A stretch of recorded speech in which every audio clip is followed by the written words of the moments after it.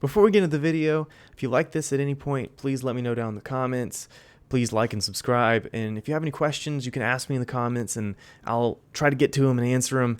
And if you see me live on Twitch, which I will have linked down in the description, so just check that out. I will answer your questions live on stream if you have any questions. And I hope you enjoyed today's video. Until next time, I'll see you later. Hey guys, welcome to my video on the neuroscience of aiming in video games. I had this idea this weekend that just kind of go over how in your brain it works, how you aim, and how people like Shroud and Dr. Disrespect and Tim the Tap Man and all them, how they get so good at shooters and moving their mouse or the controller and just getting it on target and staying on target. And how that's actually a neuroscience process, how that's actually a process in your brain, and you have a whole dedicated system and systems to do that. We were evolved to do that. And so today I'll be using just Call of Duty Modern Warfare as an example. And Aim Lab is a means of improving aim, but there are other aim trainers that you can use. And this isn't just going to apply to Call of Duty Modern Warfare. This is going to apply to every shooting game. Honestly, any game that you need to react to things or anything like that. Or even just if you're moving your character and you just kind of automatically hit the WASD keys. That's part of this process. It's just brilliant. It's everywhere. And I'm also going to use PowerPoint to explain the science of things just for the ease of viewing. Also, a lot of neuroscience talks and TED Talks and things like that, they tend to use PowerPoint. So in case, I hope that I can inspire you to go on and look into more neuroscience type things. But this is kind of how they all present and that sort of thing. And so just a little bit about me, why you should trust me and why you should think that I know what I'm doing. I'm a PhD student in a vision science lab at UGA under Dr. Randy Hammond. And just between us, I hope I can be half as good of a researcher as he is. So getting into the video, have you ever wondered why some people shoot like this?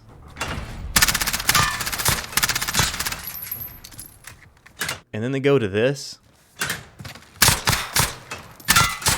Well, the basis of this is completely rooted in your brain. For aiming, it's more of reaction time and muscle memory is more for aiming in the correct spot and tracking, and we'll define that later on in the video, are the two big parts of this. For the next little bit, I'm going to go into an extreme basic dive into the brain, kind of lightly defining leading hypotheses of how the brain works. However, if you want to get into things that might be able to make your aim and reaction time a little bit better, I'll have a time marked in the description so you won't have to sit through all the science, just in case if that's not the thing that you're interested in. So, every skilled move we make is controlled by an area in our brains called the primary motor cortex. And that's going to basically tell your hand to move to a target. So, you may be asking, how does that area of your brain know? How does information get to this system so that we can actually move to the target? Well, I will go further into detail into that in later videos, but it all starts with your visual system. Our visual system interprets light waves from our environments and uses that to send information to our brains. And so here on your right, you see basically your visual pathway and system, starting with the eyes, and then there's a little pathway that goes through your brain, and it goes to the back of your brain. And this information, these light waves, will be sent from your eyes to the back of your brain in a way of kind of electrical signals, spurred on by chemical signals, and I'll get further into that if y'all want me to. If y'all want another video on what's actually happening and all that kind of thing, I can talk about that, but this is a little bit beyond the scope of this video. So it moves through your brain all the way to the very back of your brain to a place called the occipital lobe. And think of it as basically the processing area of the visual information that you receive. And that information, according to a leading hypothesis known as the two streams hypothesis, is then sent through two pathways. And those pathways are called the what and the where pathway. So like I said, there are two streams. They're called what and where. And you might be saying, what is that?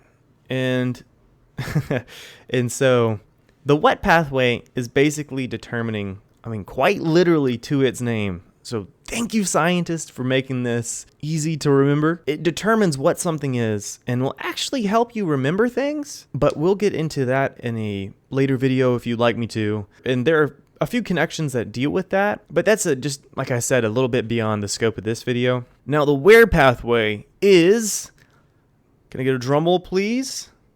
Focusing on where something is.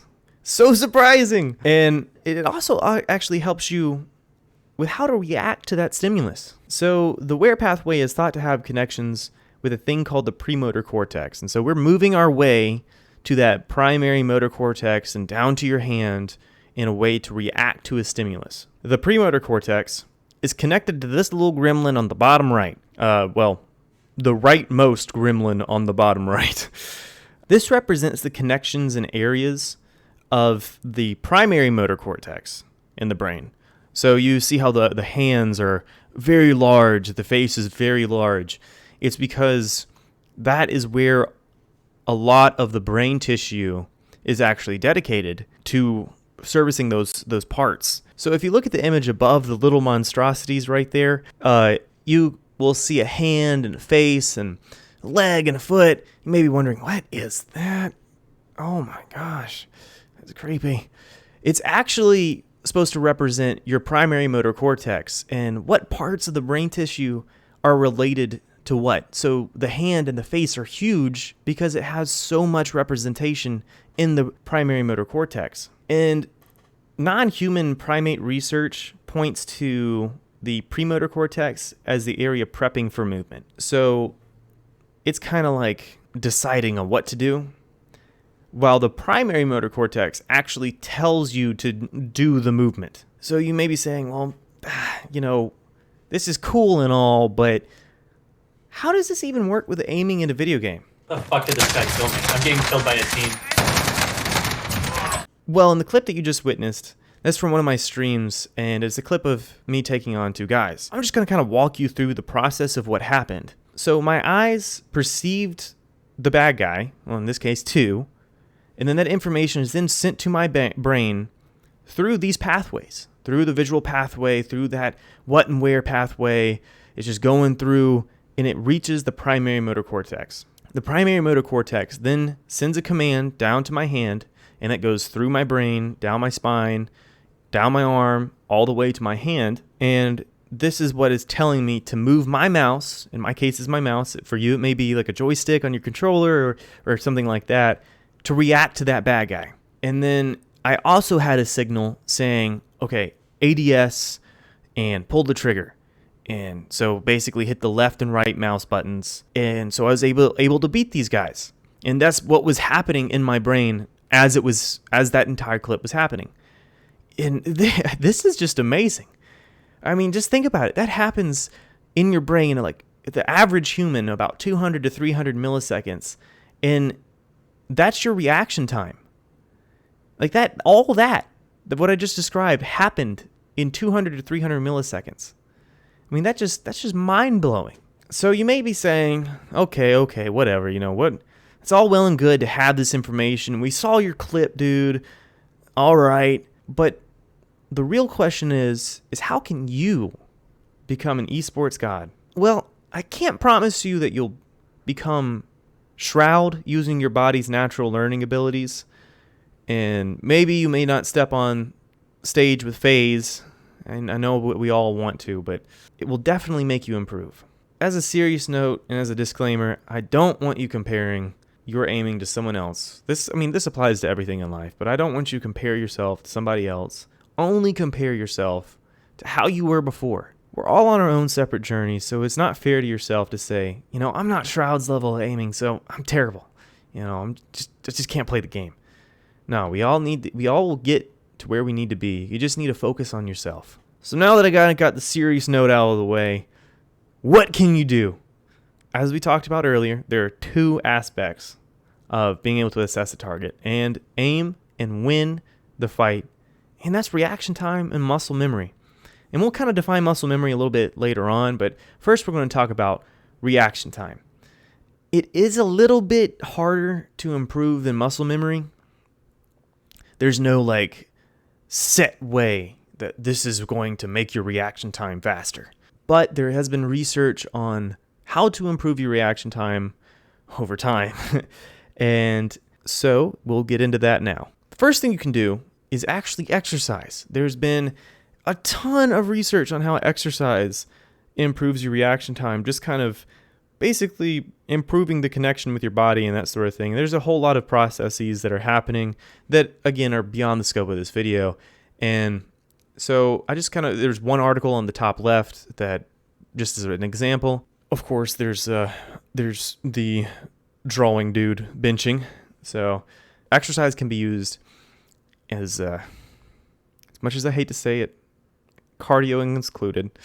It's not just weightlifting, but cardio is also included. But you can also do that. You can weightlift as long as you're kind of moving your body, getting more physically fit. That will help improve your reaction time. And then also, you can improve your diet. Your diet can actually improve your reaction time.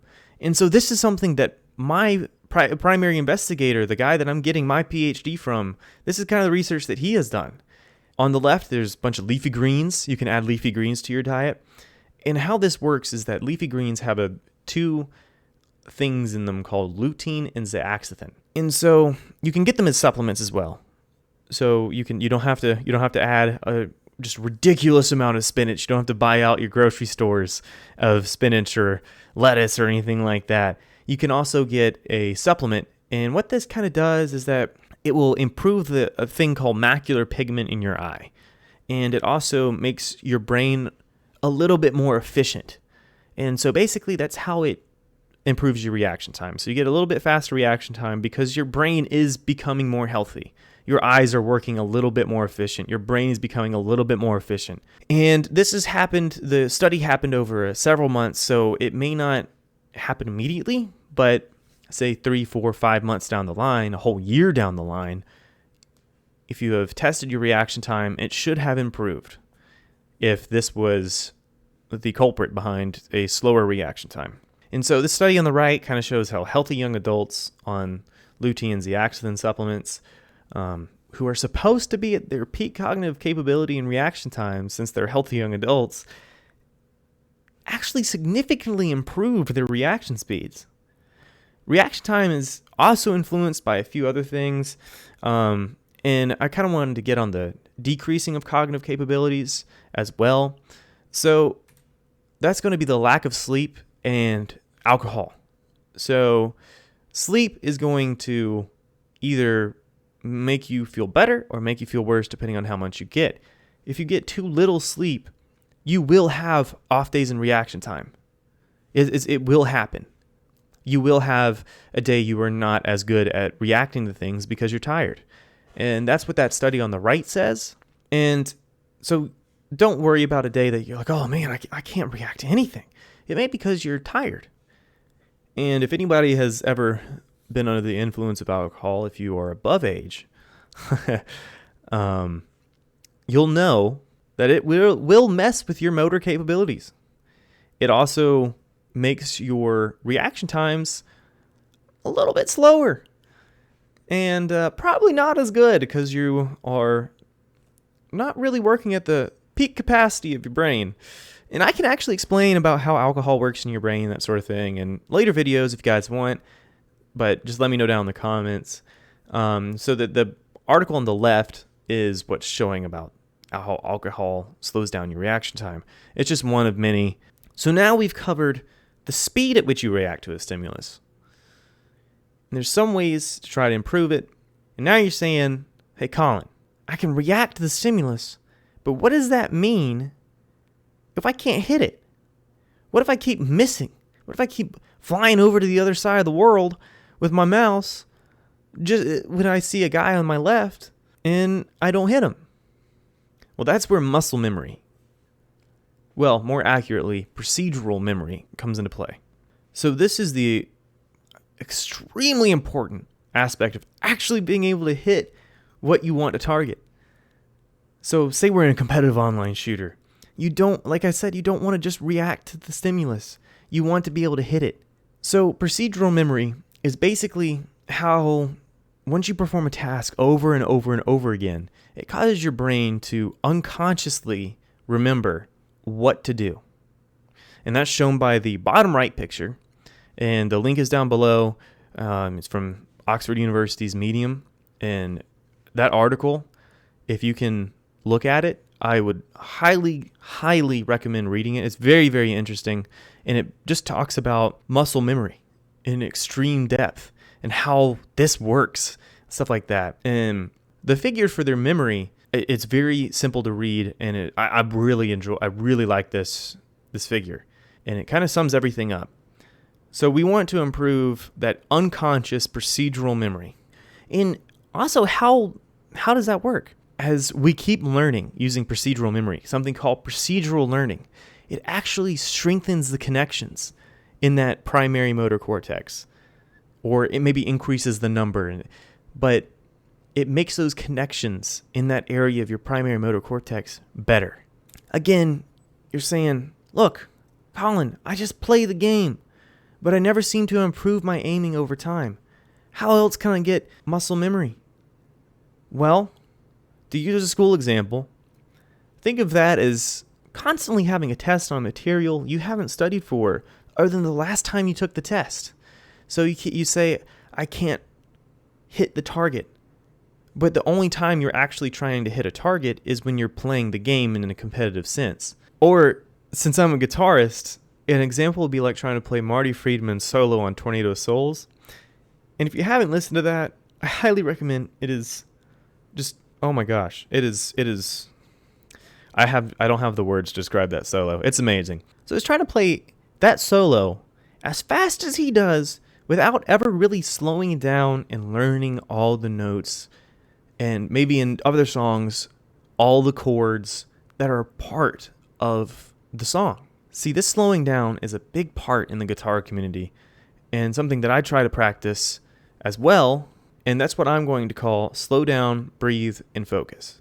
So getting back on topic, we're coming back to the FPSs. This slow down, breathe, and focus approach is where AimLab and other aim trainers come in handy. With this presentation, I'm only going to be using AimLab, but there are other aim trainers that you can use. I just really, really like AimLab. And so this is how you're going to build muscle memory required for your body to automatically flick to you or track a target. So this procedural memory will start building up as you use AimLab and other aim trainers. So within AimLab, there are several tasks that you can do. Hey, and now we're back into AimLab. So this is kind of how you're going to practice your aiming and stuff like that. When you first open AimLab, and in AimLab, you can kind of set the game that you're going to want to get better at. In my case, it's going to be Call of Duty. So what you'll do is you'll just set it to the same settings that you have for, again, in my case, it'll be Call of Duty, but for you, it could be whatever shooter that you're trying to improve at. And I have noticed that many people will use this incorrectly. And the incorrect way of using this is just trying to flick to everything. That's not really going to build your procedural memory. Remember that mantra of slow down, breathe, and focus. So just, let's say we're going to try to improve on flicking. Like there's many tasks in here. This is more for tracking and that sort of thing. But we're going to try for flicking.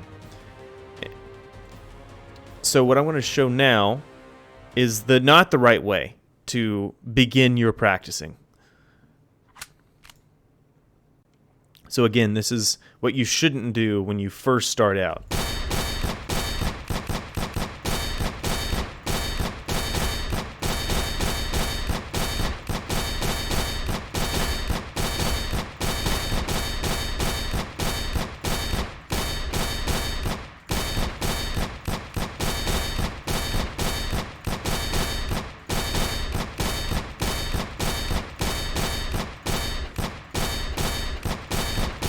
And so that was enough of that. I was over exaggerating, but you don't want to like really just flick to everything because you aren't really building muscle memory. It's more of just kind of chance.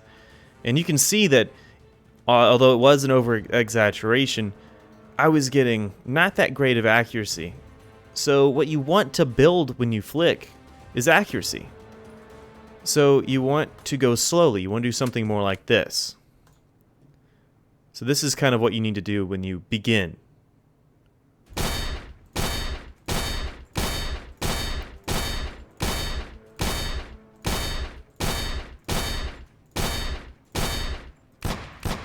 And it's okay if you miss a few.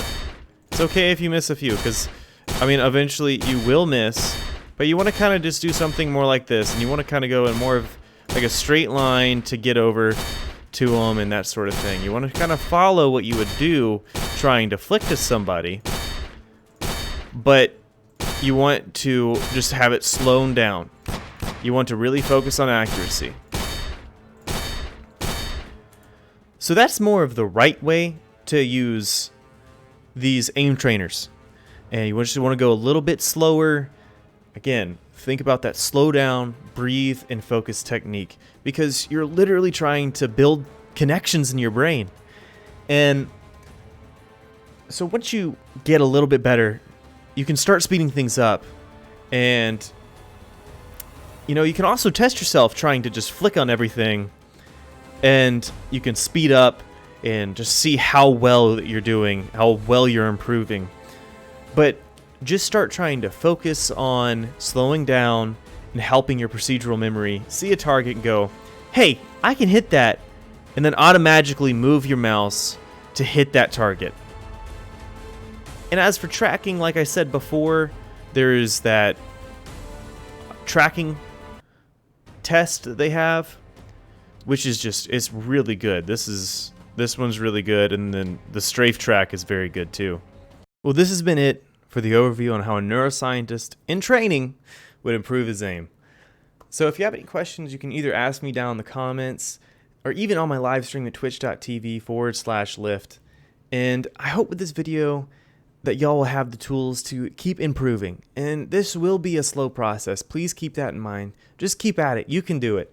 Like, I believe in you, man. And as always, try to tell someone you love them. Try to make someone's day a little bit better. And I'll see you out in the war zone.